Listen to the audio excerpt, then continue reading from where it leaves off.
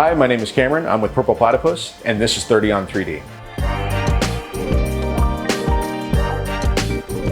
Today, we're talking about a new feature available in GrabCAD Print Pro for J-Series PolyJet printers. That new feature is called Smart Insert.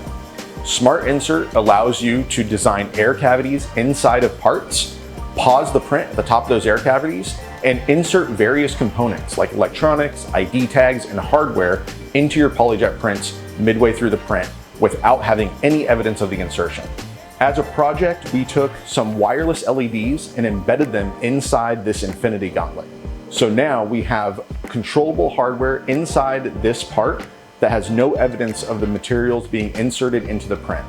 As you can see, when they're loaded onto this wireless EMF generator, the LEDs light up, and there is no way that we could have put those in there any other way than with GrabCAD Print Pro.